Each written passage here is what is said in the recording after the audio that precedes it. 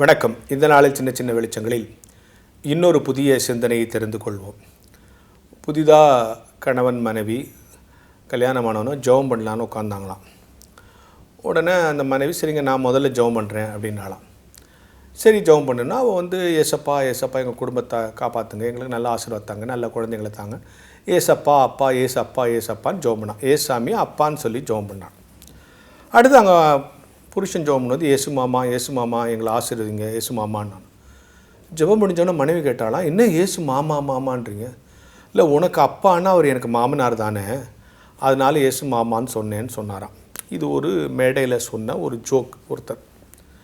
இப்போ ஒரு பெரிய சர்ச் ஏசாமி அப்பான்னு கூப்பிடலாமா? பிதா தானே அப்பா, அவருடைய குமாரன் தானே அப்படின்னு பார்த்தா மூத்த சகோதரன், நம்மெல்லாம் அவருக்கு சகோதரர்கள்லாம் ஏசாமி நமக்கு அண்ணன் மரம் தானே வருது, ஏசாமி அப்பான்னு கூப்பிடலாமா? இது ஒரு பெரிய சர்ச்சை இப்போ ஓடிக்கிட்டு இருக்கு. நிறைய பேர் கேட்குறாங்க ஏசாமி அப்பான்னு கூப்பிடலாமா? பிதா குமாரன் பரிசுத்தாவி மூன்று நமக்கு தெரியும். பிதா என்பது நாம் காணக்கூடாத கடவுளின் வடிவம். அந்த கடவுளினுடைய விஷுவல் தான் ஜீசஸ் கிறிஸ்து. அவருடைய காட்சி தோற்றமாக தான் இயேசு கிறிஸ்து இந்த உலகத்துக்கு வந்தார். அவருடைய மகன்தான் சொன்னாலும் அவர் நம்ம எப்படி இவர் அப்பான்னு கூப்பிடலாம், இவர் அப்பான்னு கூப்பிடலாமா, அவர் தானே அப்பா? இது ஒரு பெரிய சர்ச்சையாக ஓடிட்டுருக்கு. நல்லா புரிஞ்சுங்க, நான் திருப்பி சொல்கிறேன். பிதா என்பவர் நாம் காண முடியாத ஒரு கடவுள், நாம் பார்க்க முடியாதவர், நம்மை படைத்தவர். ஆமாம், அவருடைய தோற்றத்தை அவருடைய தன்மைகளை இயேசு கிறிஸ்துவின் மூலமாக நம்ம பார்க்குறோம். உதாரணத்துக்கு இப்படி வச்சுப்போம். ஒரு காலத்தில் ரேடியோ இருந்துச்சு. ரேடியோவை நம்ம கேட்டோம், ட்ராமாவாக இருந்தாலும் பாட்டாக இருந்தாலும் கேட்டோம். அதுக்கப்புறம் டிவி வந்துச்சு, டிவியில் பார்த்தோம். இப்போது ஓல்டு டெஸ்ட்மெண்ட் ப்ராட்காஸ்ட் த காட், கடவுளை ப்ராட்காஸ்ட் பண்ணிச்சு, கேட்டோம். நியூ டெஸ்ட்மெண்ட்டு ஜீசஸ் கிரைஸ்ட் டெலிகாஸ்டே பண்ணிச்சு. கடவுள்னா இப்படி தான் இருப்பார், கடவுள் தன்மை இதுன்னு ஏசாமியை டெலிகாஸ்ட் பண்ணிட்டாங்க. ஸோ அப்போது ஏசாமியை பார்க்குறோம் ஆச்சா.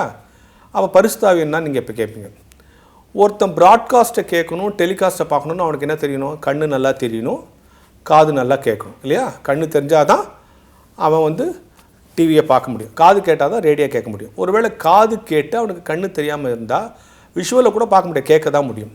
அப்போ இந்த கண்ணும் காதும் சரியாக அதை உள்வாங்கி கொள்ள கிரியை செய்கிறது, வேலை செய்த இது பரிசுத்தாவியானுடைய வேலை. இப்படி வச்சுங்க.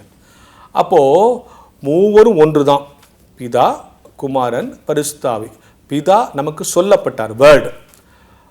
குமாரன் காட்சிப்படுத்தப்பட்டார், நமக்கு முன்னால் வந்தார், இங்கேயே வாழ்ந்தார்.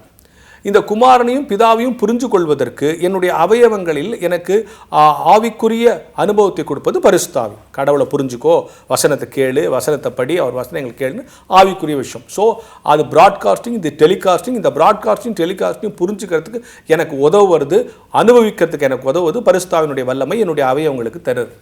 எனவே இந்த மூன்றும் ஒன்று தான். அப்போ அப்படி இருக்கும்போது இவர் அப்பான்னு கூப்பிட்றது அப்பாங்கிற கேள்வியெல்லாம் இப்போ வந்துட்டுருக்கு. நம்ம வீடுகளில் கூட அன்பின் மிகுதியில் அம்மா குழந்தையில மாதிரி எப்பா சாமி அம்மா எங்கள் அம்மா இல்லைன்னு குழந்தைங்கள சொல்கிறோம்ல, அது குழந்தை நமக்கு அம்மாவா? ஒரு அன்பின் மிகுதியில் சொல்கிற வார்த்தை. எனவே கடவுளை புரிந்து கொள்ள வேண்டுமே தவிர அது அப்பாவா சித்தப்பாவா பெரியப்பாவான்ற பிரச்சனை வேணும். அவர் ஏசப்பான்னு விட்டால் அதில் ஒரு பெரிய தவறெல்லாம் இல்லை. இதை ஒரு பெரிய எரியல் தவறா நீங்கள் ஏசு அப்பா என்று அழைக்காதீர்கள்.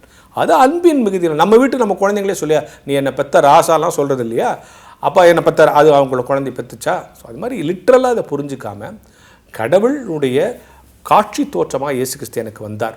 மூவரும் ஒன்று என்று சொன்னால் இவர் அப்பான்னு கூப்பிடுறதுல ஒரு தவறும் இல்லை. அது அன்பின் மிகுதியினால் வருகிற வார்த்தை.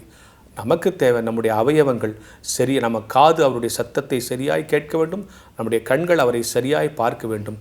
இந்த கண்களும் காதுகளும் சரியாய் கர்த்தருடைய மகிமையை உள்வாங்கிக் கொள்ள பரிசுத்தாவியானவருக்கு ஒத்தாசை செய்கிற பொழுது நான் இயேசு கிறிஸ்துவின் மூலமாக பிதாவை காண்கிறேன் என்கிற புரிதல் தான் சரியான புரிதலாக இருக்குமே தவிர அவர் அப்பாவா சித்தப்பாவா பெரியப்பாங்கிற தேவையில்லாத விவாதங்களை நிறுத்திவிட்டு கடவுளை புரிந்து கொள்ள உங்கள் அவயவங்களை தயார்படுத்துங்கள் என்கிற ஞான வெளிச்சத்தோடு இந்த நாளை தொடங்கும்.